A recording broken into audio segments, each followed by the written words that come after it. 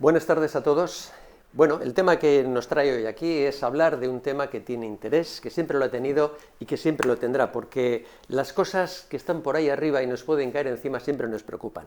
Así que vamos a hablar del riesgo de impacto. ¿Qué posibilidades hay de que un objeto nos caiga sobre nuestras cabezas, que decía Asterix? Y esto viene a cuento de que hace unos meses, a finales del año pasado y el primer mes de este año, el asteroide 2004 YN4 andaba por ahí rondándonos y no sabíamos hasta qué punto podíamos fiarnos de que no acabara demasiado cerca de nosotros. Bueno, pues vamos a echar un vistazo a toda esa problemática. Y vamos a empezar por las cosas más sencillas. Todos sabemos que cuando circulas en verano, sobre todo antes, últimamente hay menos insectos, por una carretera en verano, después de un trayecto más o menos largo, te encuentras con un montón de insectos estampados contra el parabrisas del coche. ¿Por qué? Pues simplemente ellos están volando, el coche avanza a alta velocidad y topan contra el parabrisas y se estrellan. Algo muy similar ocurre con el movimiento de la Tierra en el sistema solar, en órbita en torno al Sol, y cuando se da la circunstancia de que se encuentra con algún resto que está vagando por el interior del sistema solar, la Tierra se lo lleva por delante. Entonces entra en la atmósfera y vemos el fenómeno que todos conocemos y llamamos estrella fugaz. Lo que pasa es que los objetos que están vagando por el sistema solar tienen tamaños muy diversos y están ahí, la mayor parte de ellos, desde los orígenes del sistema solar. Son remanentes, los escombros de la construcción del sistema solar. Vale. Cada uno de ellos está en órbita en torno al Sol, al igual que lo está la Tierra. Y todos sabéis que, de acuerdo con las leyes de Kepler, que se deducen de la gravitación de Newton, las órbitas de los cuerpos, en principio, en la mayoría de las veces, tienen forma elíptica. Una forma elíptica que exageradamente ahí aparece dibujado en ese diagrama de la derecha, donde está dibujado la órbita que sigue la Tierra y la órbita que sigue uno de esos objetos en el espacio. Los planos orbitales de la Tierra y del objeto no tienen por qué coincidir, en principio habrá un cierto ángulo entre ellos. Y las elipses dentro de esos planos pueden tener cualquier orientación. Con lo cual lo normal es que no nos crucemos con nada. Pero a veces ocurre que en algún punto esas órbitas tienen un punto que es común a las dos. Eso quiere decir que de vez en cuando, tanto un objeto como el otro se encuentran en ese punto. Mientras ocurra en momentos diferentes no hay ningún problema. El problema es cuando se encuentran allí a la vez. De la misma manera que uno no querría ocupar el mismo punto que el tren en un paso a nivel, en el mismo momento, con la Tierra y un objeto que se encuentre ahí, en ese mismo momento pueden pasar cosas no deseables. Pasemos. La mayor parte de las veces, los cuerpos que nos encontramos en nuestro camino son pequeños. Puede ser del tamaño de un grano de arroz, del tamaño de un guisante, da lugar a ese fenómeno que todos hemos visto en el cielo que llamamos una estrella fugaz. Esto es una animación, esto no es una imagen real, porque aquí se ve cómo se hace pequeñito al final y no tiene. Lo que ocurre realmente es que el objeto se evapora en la atmósfera y no queda ningún resto. Pero a veces el objeto que entra en la atmósfera no es tan pequeño y da lugar a un fenómeno más vistoso que es lo que llamamos un bólido. Eso ocurre porque el objeto, cuando entra a alta velocidad en la atmósfera, ya en las capas más altas, donde la densidad de la atmósfera es relativamente baja, ya empieza a haber suficientes moléculas de aire como para que, al avanzar el objeto, esas moléculas, como que el objeto se mueve con mucha velocidad respecto de la Tierra, no tienen, digamos, tiempo material de apartarse y se van amontonando, con lo cual se convierte en una estructura bastante dura. Es una situación muy parecida a la que ocurre cuando uno se lanza al agua en una piscina, no lo hace cuidadosamente y acaba dándose una tripada. ¿Por qué entrando de cabeza no te haces daño y cuando caes plano sí te haces daño? Porque en básicamente el mismo tiempo, cayendo plano, las moléculas de agua tienen que apartarse a una distancia mucho mayor. Eso les llevaría más tiempo, no les da tiempo y se amontonan. Con lo cual adquieren un cierto grado de, entre comillas, digamos así en plan simplón, dureza, y es el golpe que nos damos. En la atmósfera pasa exactamente lo mismo, porque las velocidades con las que entran estos objetos en la atmósfera son muy elevadas, son de muchos kilómetros por segundo. Así que se amontonan delante y forman una estructura dura y que además, debido a la alta velocidad, se ioniza. Lo que estamos viendo cuando vemos una estrella fugaz no es en sí al objeto, sino el aire ionizado rodeando al objeto.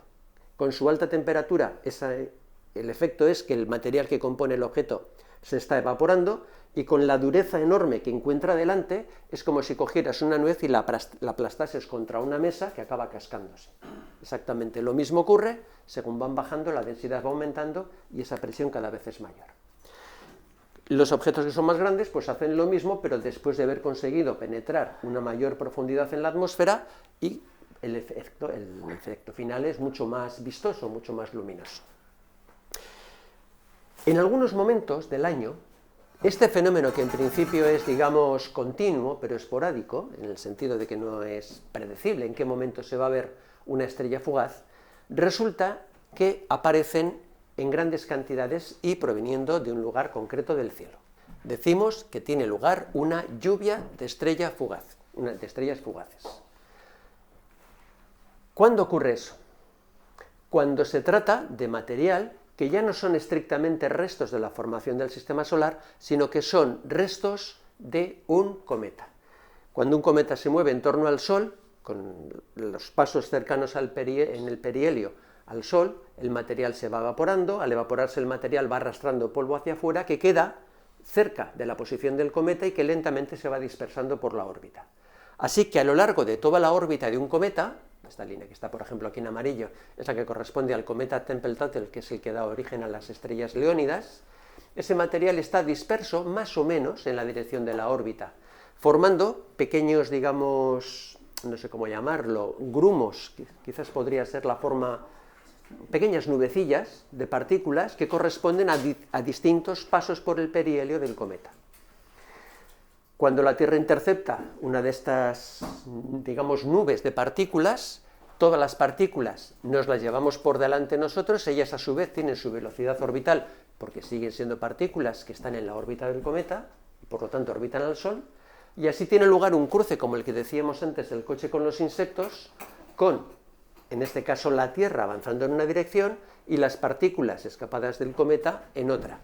En el caso de las Leónidas, como veis aquí, la dirección es casi la opuesta y son velocidades relativas extremadamente altas. La velocidad final de las partículas que entran en la atmósfera, para el caso de las Leónidas, alcanza los 70 km por segundo, una velocidad tremenda. Todas esas partículas en principio se están moviendo a lo largo de la misma trayectoria, de forma que todas ellas básicamente tienen vectores velocidad paralelos. Así que todas parecen venir del mismo punto, como las vías del tren parecen provenir de un mismo punto en el horizonte lejano.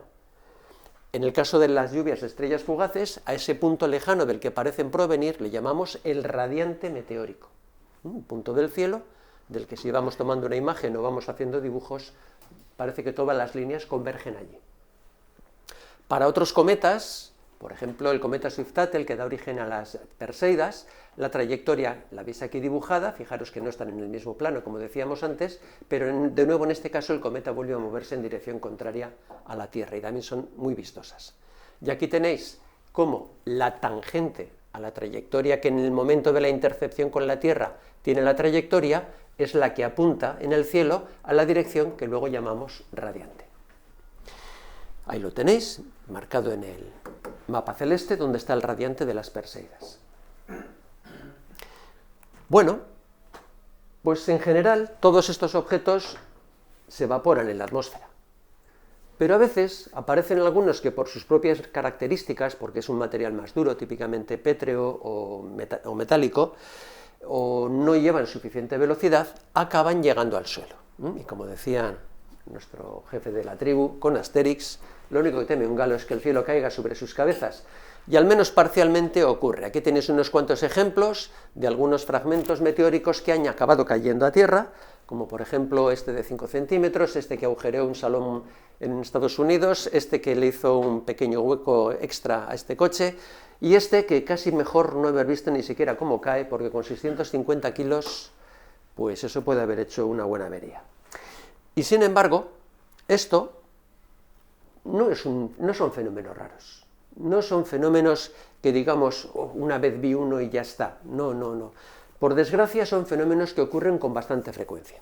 Aquí tenéis una tabla de lo que se llaman los fireballs, las bolas de fuego, los bólidos más brillantes que se observan en el cielo, y os he puesto este porque está catalogado no solamente por los lugares en donde aparecen, y el tamaño del círculo indica la energía perdón, digamos la intensidad del fenómeno, sino que el color además informa de la energía liberada en el evento. Evidentemente, el más energético fue el que se pudo ver en 2012 en Chelyabinsk, y los demás, a pesar de que no son tan energéticos, tampoco son para despreciar, ¿eh? Fijaros que hay unos cuantos de color naranja y esos tienen una energía que no es ninguna tontería. El de Chelyabinsk, como veremos ahora enseguida, alcanzó los 500 kilotones de energía, que eso es mucha energía, pero los de color naranja andan por 30, 35, que viene a ser como 2 veces la energía liberada en la explosión nuclear que aniquiló Hiroshima. Así que no es tontería. Estos son todos los que se han registrado por los satélites estadounidenses desde 1988 hasta 2022. No son pocos. Y ya veis, estos son los importantes, luego están los que tienen escasa importancia. Y ya veis que escasos no son. Afortunadamente aquí, como decían el otro día, cuando cayó el Cosmos 482, como el 70% de la Tierra es océano, el 70% estadísticamente de estos eventos va a ocurrir sobre el océano, pero ocurren. Bien, ¿hasta qué punto son frecuentes? Bueno, los pequeñitos no nos preocupan, ¿verdad? Nos pasamos a los que son un poco más serios. Vale. Hay una categoría general de ese tipo de objetos que son lo que se llaman NEOs, objetos cercanos a la Tierra. Son aquellos cuya órbita, en algún momento, está a distancias compatibles con la de la Tierra. No necesariamente a la misma distancia exacta, pero cerca. Así que en algún momento, por alguna perturbación, por alguna colisión, podrían acabar convirtiéndose en un problema. Pero de momento solo están cerca. Ahí tenéis los conocidos. Esto es una simulación que corre por ordenador, y fijaros que eso no está precisamente vacío. Hay un montón de partículas. Aquí es donde hay que recordar que el universo es extremadamente grande, y nuestro sistema solar también. Así que aunque parezca que todo está lleno, en realidad entre cada punto y el que está más cerca puede haber cientos de miles de kilómetros. Así que tampoco es para no dormir esta noche. Sí es cierto que dentro de ese colectivo extenso de partículas que llamamos NEOs, hay algunos que por su órbita sí llegan a intersectar la órbita de la Tierra en algún momento. Esos son los que llamamos objetos potencialmente peligrosos, PHAs, Potential Hazardous Objects. Esos son los que hay que tener muy vigilados, porque los otros puede que algún día les pase algo, pero estos, la probabilidad ya no es puede que algún día, en algún momento va a ocurrir. Así que hay que tenerlos muy vigilados. ¿Recordáis lo que hemos dicho antes de cuando entran en la atmósfera, cómo se acumulan las moléculas de aire delante y acaba formándose algo muy duro? En esta imagen que tenéis aquí de una explosión de esto era ¿cómo se llama? Un polvorín, algo así, militar. La explosión es bastante fuerte, pero se puede ver perfectamente cómo se expande la onda expansiva, que simplemente es sonido en el aire, pero como el sonido es empuje hacia afuera, se ve perfectamente la onda de choque porque ahí las moléculas de aire están tan apiladas que las propiedades de refracción del aire son diferentes que cuando el aire está difuso. Ahí es donde está duro el aire, y eso es lo que puede, llegado el caso, romper una ventana, tirar un edificio o, en el caso de un meteoro, fragmentarlo a él. Evidentemente, cuando se va extendiendo, va perdiendo densidad y acaba no teniendo importancia. Todos sabéis que una explosión de lejos suena como un petardo. Bien. De cara a dirigirse hacia el público, el hablar de ese tipo de cosas, de energías, impactos, enseguida le pone a la gente con la luz roja encendida. Pero no hay que ser tampoco tan exagerados, sobre todo esto es un problema que afecta a los medios de comunicación. Para evitar que surgiera esa especie como de histeria colectiva en cuanto aparezca la primera noticia de este objeto, no sabemos si va a pegar en la Tierra, se inventó la llamada escala de Turing. Es una escala que se utiliza al estilo de cómo se utiliza la escala de Richter para los terremotos. Da idea del grado de daño que podría producir un impacto y lo probable o improbable que es. Incluye las dos variables. En la parte del eje de las X, en el eje de abscisas, aparece la probabilidad de impacto. Por la izquierda es minúscula y por la derecha ya alcanzamos prácticamente la certeza. Y en el eje vertical hay una escala logarítmica de la energía que desarrollaría el impacto. A la derecha os he puesto el tamaño que debería tener el objeto, si fuera de un material, digamos, típico, meteórico, con el diámetro supuestamente que sea una esfera, que debería tener para desarrollar esa energía. Es decir, una energía correspondiente a un megatón corresponde al impacto, estos megatones, corresponde al impacto de un objeto de tipo pétreo de un tamaño aproximado de unos 20 metros de diámetro. Sí. Si vamos subiendo en tamaño, uno de 100 metros ya daría una energía como de 100 megatones. O sea, 5 veces aumentar el diámetro implica multiplicar la energía por 100, etcétera, etcétera. Vale, entonces la escala tiene estas categorías. El 0 indica que no hay absolutamente de qué preocuparse, ningún interés, aunque tengas la certeza de que te va a caer, es demasiado pequeño. Pero si vamos subiendo en tamaño, ya los números empiezan a subir. Todo lo que tenga colores como verde, amarillo, no es muy problemático. Pero cuando vamos ya al naranja o al rojo, ya las cosas cambian. Porque si las energías son muy altas, los daños pueden ser muy extensos. Si la probabilidad es baja, pues es difícil que vaya a pasar nada. Lo más probable es que no pase nada. Pero si la probabilidad es más alta, hay que tener ya mucho cuidado. Y cuando tenemos la certeza, es cuando ya las cosas son de casi empezar a buscar a ver qué nave espacial sale, a ver si Uber ha puesto naves espaciales para marcharse. Bueno, vamos a echar un vistazo a algunos antecedentes. Creo que todos conocéis lo que ocurrió hace 66 millones de años en lo que llamamos hoy en día el cráter de Chicxulub. En aquella época, lo que hoy en día es la península de Yucatán, hace 66 millones de años, no era una península, eran un pequeño mar con aguas someras, como de 20-30 metros de profundidad, no más. Bien, en aquel lugar cayó un asteroide que hoy en día sabemos que tenía del orden de 10 kilómetros de diámetro, del orden de 10, pueden ser 12, algo así, una masa de aproximadamente 1 billón de toneladas, liberó una energía de unos 60 millones de megatones, con eso generó una bola de fuego inmensa, monstruosa, que aparece en cantidad de publicaciones, generó un cráter en la superficie que era mayor de 180 kilómetros, sabemos que era mayor porque hoy en día tiene 180 kilómetros lo que vemos, y está erosionado, así que entonces antes fue mayor. Hay quienes estiman que llegó a tener 240 kilómetros. Generó, solo por el golpe, un terremoto de magnitud 9, solo conozco en registros históricos 2 que hayan tenido estas características. Generó una onda de tsunami, una ola de 4 kilómetros de altura, propagándose por lo que hoy en día es el Caribe, el Mar Caribe, en el Golfo de México. La inmensa cantidad de material que salió lanzado al espacio incandescente salió en trayectorias parabólicas y acabó cayendo otra vez sobre la Tierra, pero en diversos lugares, después de trayectorias de vuelo de 15, 20, 30 minutos, y hubo una lluvia de fuego, de partículas incandescentes, lava si lo queréis, o hierro al rojo, como queréis visualizarlo, sobre todos los puntos de la Tierra, tanto en el hemisferio donde había caído el asteroide, como en el contrario. Todos los puntos de la Tierra recibieron lluvia de miles y miles de millones de partículas incandescentes cayendo. Eso generó un incendio global, toda la Tierra entera se quemó, no quedó nada sin quemarse, salvo en los lugares donde no hubiera vegetación. Todo el fenómeno, con las lluvias posteriores que arrasaron todas las cenizas y todos los restos hacia el océano, generaron un problema de edificación de los mares brutal, y toda la cantidad de cenizas que se levantó a la atmósfera con semejante incendio global, lo podemos encontrar hoy en día en lo que se llama la capa KT de los yacimientos geológicos, y estuvo en la atmósfera durante más de 20 años. Tuvimos un invierno nuclear de unos 20 años. Solo por fijar un dato de comparación, en 1815 tuvo lugar la erupción del volcán Tambora, en Indonesia. Es la más energética que se ha recogido desde la época de los romanos para acá. Bueno, un poquito más allá de los romanos. Desde el año 200 para acá. Consiguió, con el material que lanzó a la atmósfera, la energía que liberó venía a ser de unos 800 megatones, índice de explosión volcánica creo que era 7, generó un invierno, y al año siguiente, el año 1816, en los libros se le reconoce como el año sin verano.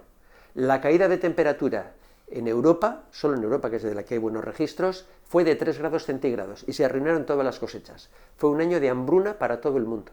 Europa, Asia, América, para todos. Grandes emigraciones por el mundo, guerras para consolarse, no, como estás enfadado, pues, ¿cómo te desahogas? Pegando al vecino, toma. Bien, pues no está mal, ¿no? No está mal. Pero esto fue hace 66 millones de años. ¿Quiénes sobrevivieron a esto? muy pocos animales. Más del 70% de las especies se extinguieron, la inmensa mayoría de los dinosaurios desaparecieron, solo sobrevivieron unos poquitos que dieron origen a las aves actuales, y ningún animal que pesase más de 3 kilos sobrevivió. Ninguno. Todos los que hay hoy en día provienen de versiones de tamaño muy limitado de aquella época. Y todos los que sobrevivieron eran carroñeros, porque lo que había era abundancia de carroña. Y muchísima carne asada, claro. Bien. Vamos a cosas más recientes. 2013, Chelyabinsk. Creo que todos habéis visto ese vídeo y esas fotografías, porque el 15 de febrero de 2013, al amanecer, sobre la ciudad de Chelyabinsk, tuvimos ocasión de ver la entrada de un objeto en la atmósfera, un objeto que se ha estimado que tenía unos 20 metros de diámetro, unas 13.000 toneladas solamente, y se movía a 18,3 kilómetros por segundo. Suena a mucho, pero la verdad es que para lo habitual, con lo que uno se encuentra cuando te cruzas con alguien en el espacio, es que es una velocidad relativamente baja. Explotó en la atmósfera a una altura de 30 kilómetros, y la gente dijo, qué bonito que esté la más bonita. Pero 90 segundos más tarde, el sonido de la explosión, el trueno de la explosión llegó al suelo. Creo que todos recordáis lo que pasó, ¿verdad? Luego lo vais a ver, que tengo un vídeo por ahí. Se calcula una energía liberada como de medio megatón en esa explosión, fijaros, eran 20 metros, que equivale a unas 35 bombas como la de Hiroshima. Y la suerte que tuvieron es que fue a 30 kilómetros de distancia para arriba. ¿Por qué? Pues porque el objeto no era demasiado consistente. Quedaron dañados 3.613 edificios, más de 1.200 heridos por los cortes, en fin, una gozada. Para los que no sepan cuánta energía es lo de los megatones, os he puesto aquí cuánto es un megatón, 4,18 por 10 a la 15 julios, estos son, 10 a la 15 son miles de billones de julios. Bueno, mucha energía. Y la explosión, evidentemente, lanzó fragmentos al espacio y se descubrió en un lago que estaba helado en aquella época, esto recordad que era en febrero y estábamos hablando de Siberia, un lago que se llama el lago Chebarkul, que estaba unos kilómetros más adelante de la ciudad del Chelyabinsk, se vio un agujero en el hielo y eso supuso que algún fragmento había caído allí. En el verano siguiente consiguieron sacar esta muestra del fondo, que evidentemente es parte del objeto, tenía todas las marcas características de ser un asteroide.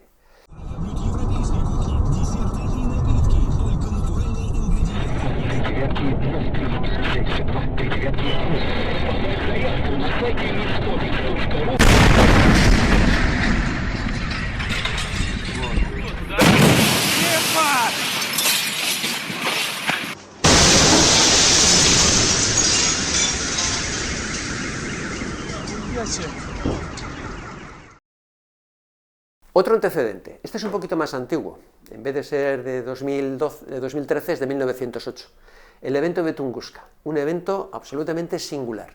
El 30 de junio de 1908, al amanecer, eran 7:30 de la mañana aproximadamente, también en Siberia, hay que ver qué ceniza arrastra esta gente, una roca de unos 40 metros de diámetro a una velocidad de 15 kilómetros por segundo hizo básicamente lo mismo que el de Chelyabinsk. Entró en la atmósfera, hay testigos que lo vieron en la trayectoria, llegó desde el sudeste hacia el norte, hacia el noroeste, y allí estalló a unos 8 kilómetros de altura, liberando una energía de unos 8 megatones.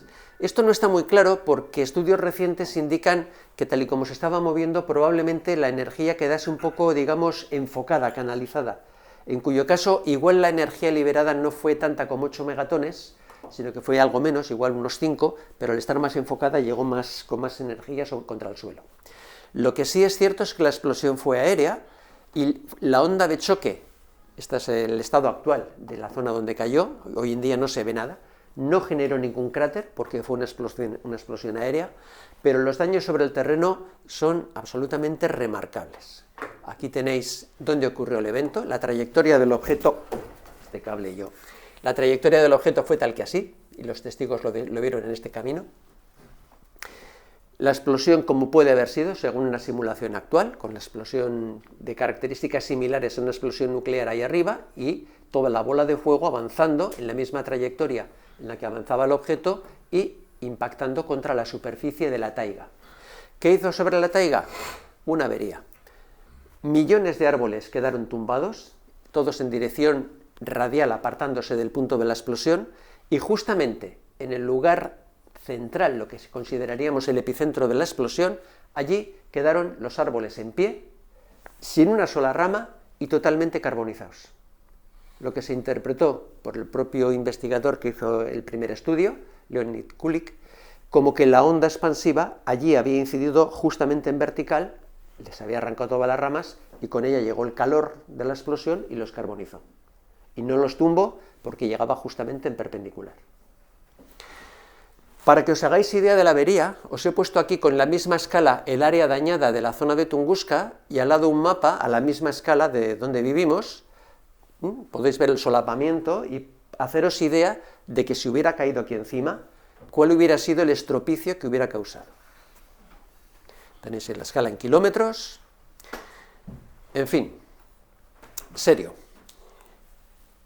Y sin embargo, puede no haber sido el peor caso. Hay, digamos, dudas de si la explosión de Tunguska mató a alguien. Parece ser que hay algún pastor de estos que pastaban, que tenían a su cargo rebaños de renos, que luego no apareció. Lo que pasa es que es difícil saber si luego no aparecía porque le había matado la explosión o había muerto en un accidente o había muerto de viejo, qué sé yo, no lo sé. Entonces no está suficientemente, digamos, contrastado que realmente la explosión matase a nadie. Hay un escrito, creo que es del Imperio Turco, donde en Anatolia, en 1800, no me acuerdo, quedó constancia de cómo un inspector, el equivalente de un inspector de Hacienda, que no sé cómo le llamaban ellos, había muerto bajo el impacto de una piedra que cuando los que le atendieron la tocaron estaba caliente, en medio de un campo donde no había nada. Pero es el único caso conocido, y sin embargo es posible que tengan este tipo de eventos sobre sus espaldas una carga de muertes muy superior. Todos habéis oído hablar de Sodoma y Gomorra, ¿verdad? De la Biblia y todo aquello, que si Dios se enfadó, que si lanzó fuego sobre esas ciudades pecaminosas, bla, bla, bla. Bueno, lo que recoge la Biblia es un relato transmitido oralmente. La cuestión es, ¿hasta qué punto eso es fiable o no es fiable? Bueno, excavaciones que se han hecho en un lugar al norte del Mar Muerto llamado Tel El Amán han encontrado que en uno de los niveles del yacimiento aparecen cenizas con restos cristalizados de cerámica que no se pueden haber cristalizado de esa manera con temperaturas que se pueden alcanzar en una hoguera o incluso en un horno de pan. Tienen que haber sido temperaturas mucho más altas. En ese mismo nivel de excavación no hay ningún resto que indique que la ciudad fuera asediada, fuera destruida por enemigos, quemada. No hay flechas, no hay lanzas, no hay nada. Entonces, y además fue un evento nítido, rotundo. ¿Qué puede haber causado un calentamiento brutal de la superficie y que no corresponde a nada conocido, a ningún fuego que con la tecnología de la época, unos 1700 años antes de Cristo, se pudiera conseguir? Pues a la vista de las dos experiencias anteriores, lo que parece más plausible es que allí tuviera lugar un evento del estilo del de Tunguska que acabase machacando toda esa región del norte del Mar Muerto. Y a lo mejor su onda expansiva es lo que también dio origen a esa otra leyenda de que si los israelitas tenían asediada la ciudad de Jericó y con sus trompetas y los cánticos celestiales se derrumbaron los muros. A lo mejor ese derrumbarse de los muros de una ciudad que no fuese amiga de ellos tiene más que ver con una onda expansiva provocado por un evento de este tipo. No lo sabemos, esto es una hipótesis, pero podría ser, porque está en la misma zona en la que se encuentra Tel El Amán, pero a unos cuantos kilómetros. Así que esto podría haber sido lo que ocurrió sobre aquella pequeña ciudad. Y si es una ciudad, allí seguro que había viviendo más de uno. Así que si realmente ocurrió esto, es probable que el número de víctimas ocasionadas por caída de objetos no sea ya despreciable. Bien, pero vamos al protagonista de nuestra historia. No, todavía no. Nos queda uno antes. 2004 MN4. Cuando se descubrió este objeto era diciembre de 2004. Bueno, en cuanto se hicieron los primeros cálculos preliminares de órbita, enseguida saltó la alarma. Los primeros datos indicaban una probabilidad de impacto el 13 de abril de 2029 con la Tierra que no era despreciable. Por primera vez, desde que se había inventado la escala de Torino, este objeto tuvo un número que no era 0. Me parece que inicialmente tenía el 2. No había ocurrido nunca.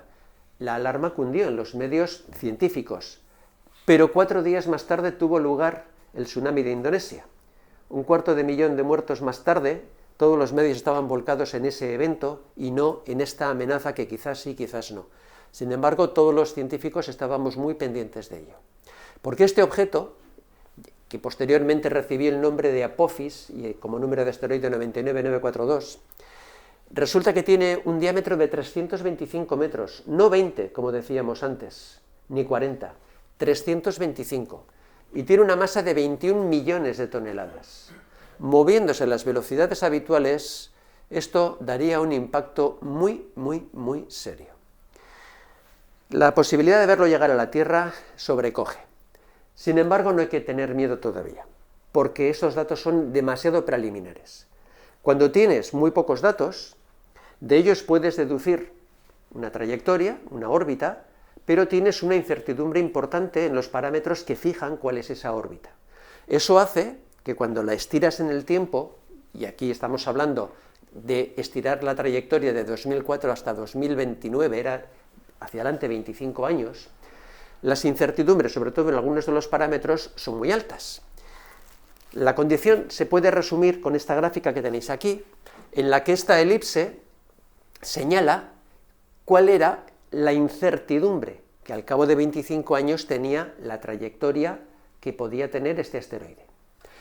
El punto marcado en azul es la Tierra, y la Tierra quedaba casi en el centro de la elipse. La Tierra está puesta en su tamaño, en las mismas unidades que la elipse, de tal manera que la probabilidad de que el objeto nos dé es básicamente la proporción que tiene el área azul oscura frente al área de la elipse.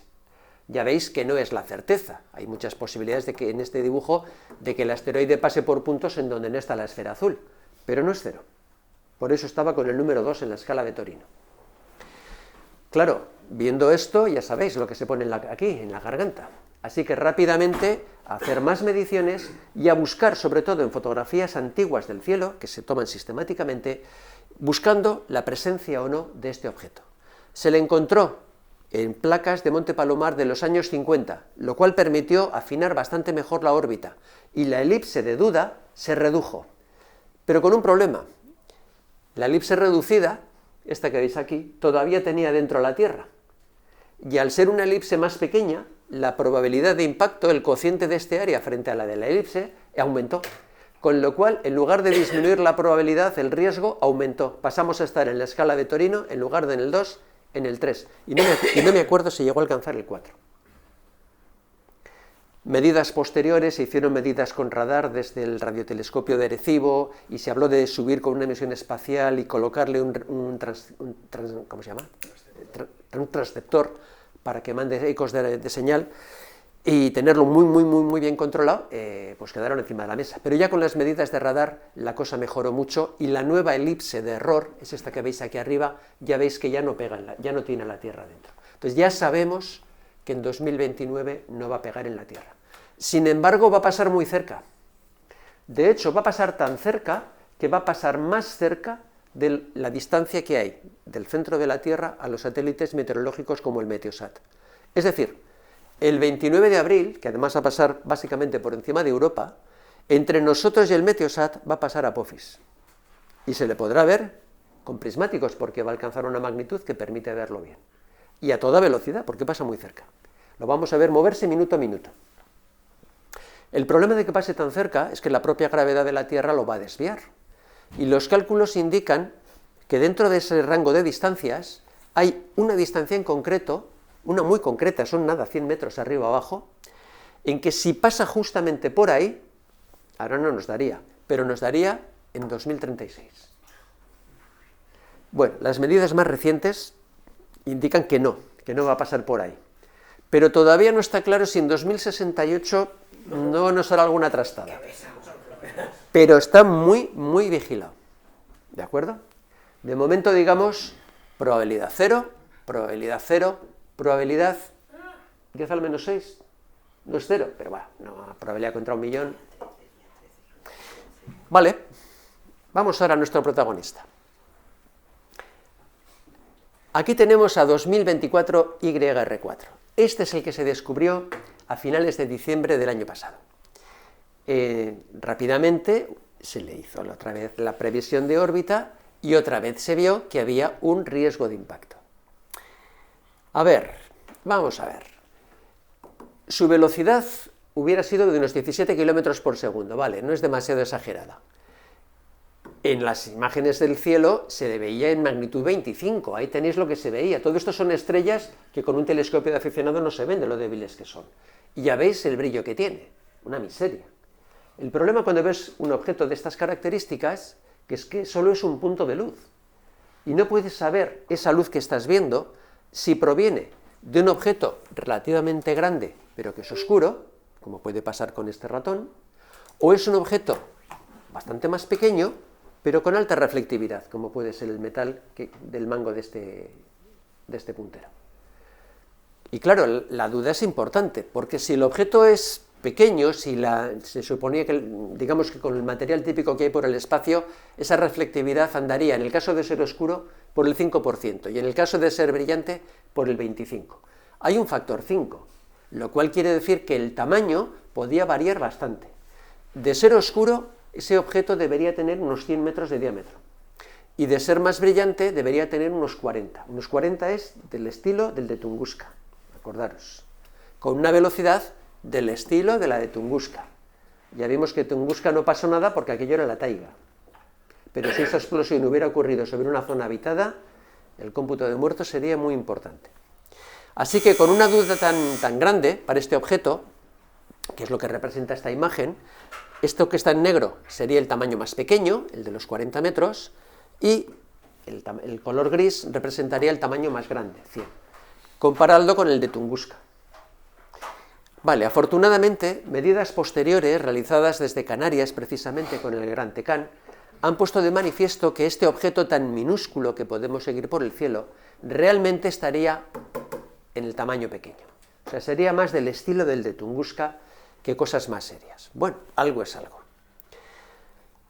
Vale, volvemos a tener el problema de la incertidumbre. Lo mismo que hemos visto antes para el 2004 MN4, para Apophis. Y otra vez hemos hecho exactamente lo mismo, buscar imágenes de este objeto con imágenes anteriores en diferentes telescopios, en diferentes catálogos, para ver si éramos capaces de amarrar bien su incertidumbre en los parámetros estirados para adelante, para este impacto hubiera sido en 2032, para ver cómo quedaría en esa fecha. Fijaros que estamos en 2025, o sea, cuando se hicieron los cálculos, era ya estirar los datos hacia adelante 7 años. La incertidumbre es la que aparece marcada en naranja en esta figura de arriba. Esto es la elipse, es una elipse alargadísima, dentro de la cual está la Tierra. Por eso había una cierta probabilidad de impacto de que pegase en la Tierra. Sin embargo, han ido mejorando las mediciones, y lo que hemos hecho ha sido ir estrechando la barra de error a la vez que íbamos remidiendo y remidiendo dónde podía caer. Aquí la línea de referencia es la posición de la Tierra, es decir, esto está referido a la posición de la Tierra. Y como veis, inicialmente la posición de la Tierra quedaba dentro de lo que se medía y su incertidumbre en todos los casos. Sin embargo, con medidas muy recientes ya estamos fuera. Es decir, no va a pegar en la Tierra, ya sabemos que no. ¿Veis la línea de trazos que va por encima? Eso es la posición de la Luna, en el mismo día. Y la posición de la Luna sigue estando dentro de la barra de incertidumbre. Es decir, ya sabemos que no va a pegar contra la Tierra, pero sigue siendo posible que este objeto impacte contra la Luna en esa fecha de 2032. Eso podría ser un espectáculo bonito. Y sobre todo visto desde un sitio seguro, como ver los toros desde la barrera.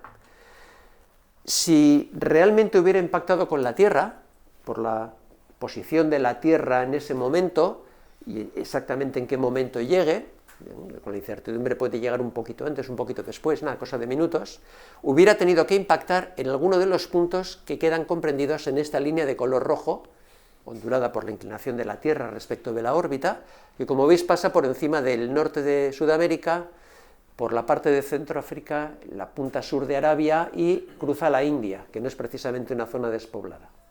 Entonces, era un corredor de riesgo. Menos mal que al final no va a pegar contra la Tierra.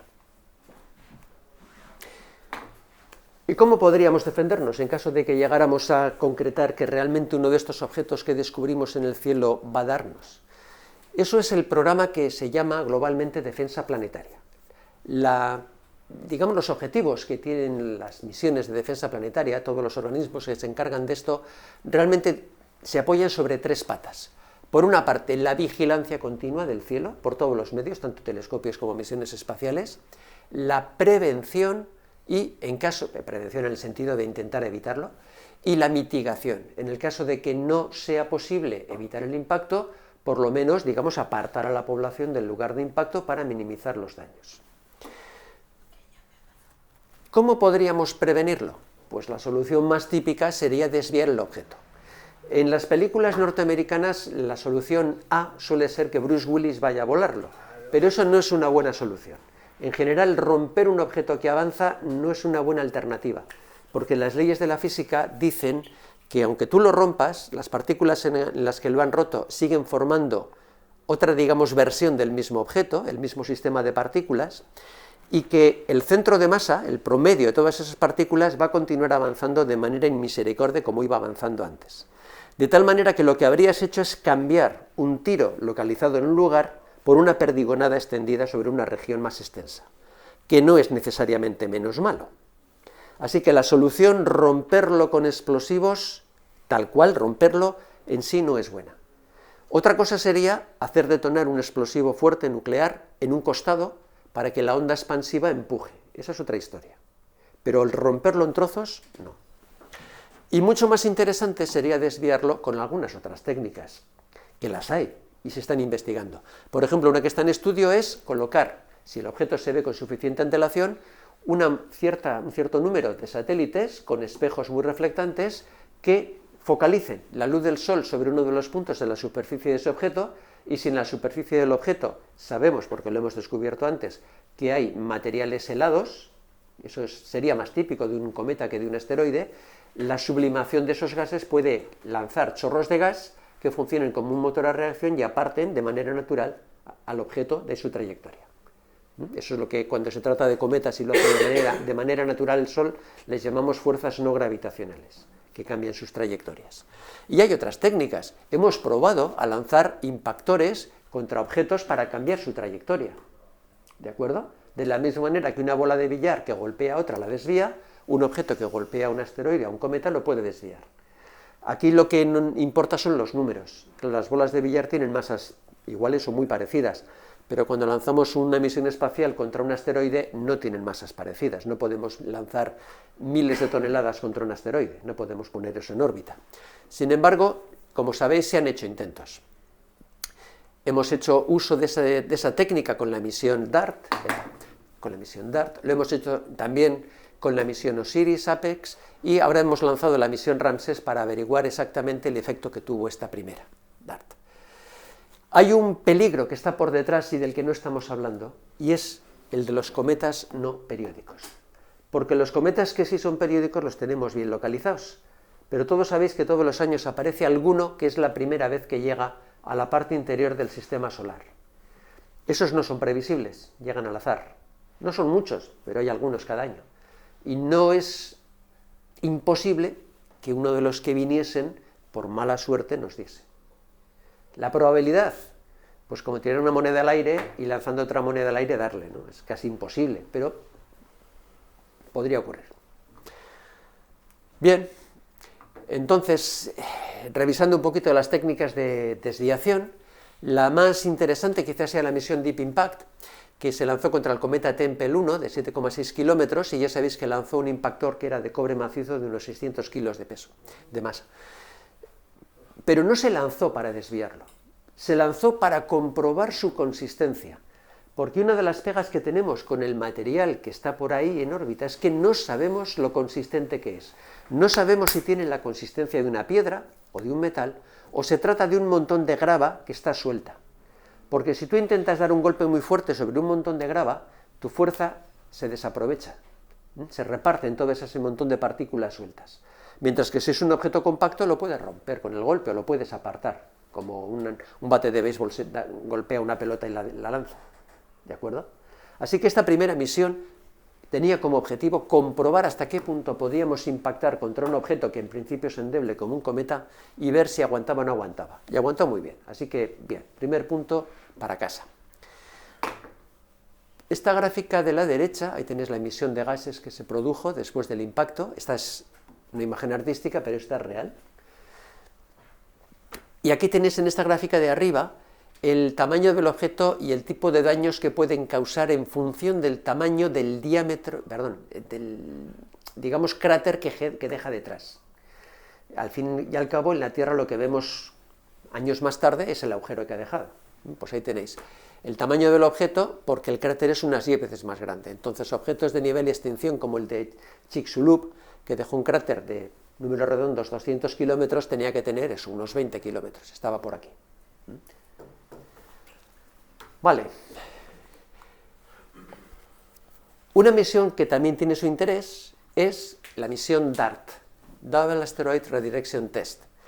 Una vez que ya sabíamos que los objetos que están por ahí moviéndose tienen suficiente consistencia, ojo, no todos, pero al menos en el que hemos probado sí, ahora faltaba por ver hasta qué punto podíamos afectar a su movimiento. Pero cuando un objeto se encuentra él solito en órbita, pues, digamos, sacar detalle fino de su órbita, si la has cambiado, es muy difícil. Así que se optó por una solución mucho más inteligente. Lanzar esta misión contra un asteroide que sabíamos que era doble, un asteroide con su satélite. ¿Por qué? Porque el satélite es más liviano que el asteroide principal, pero está en órbita en torno a él. Si de alguna manera, al impactar contra él, le afectas en su movimiento, va a cambiar la órbita que tiene en torno a su asteroide principal y eso va a ser fácil de medir. Lo que se esperaba con el objeto que se lanzó contra el asteroide secundario, Dimorphos, era cambiar en 73 segundos su periodo orbital. Lo cambiamos en 32 minutos. Fantástico. 25 veces mejor que lo que esperábamos hacer. Así que no está mal lo de la defensa espacial. Ya hemos comprobado que aguantan el golpe y hemos comprobado que el golpe puede ser muy eficaz. Esto nos da una alegría, ¿no? ¿Podéis poder dormir esta noche? Bien. Allí tenéis una foto real de los dos, a punto de tener lugar el impacto. Y aquí tenéis fotografías tomadas desde telescopio en tierra del momento en el impacto que aparece la masa de gases, ahí, ¿veis? Después del impacto sobre el asteroide secundario. Bueno, y no tengo más para deciros. Una imagen sobrecogedora.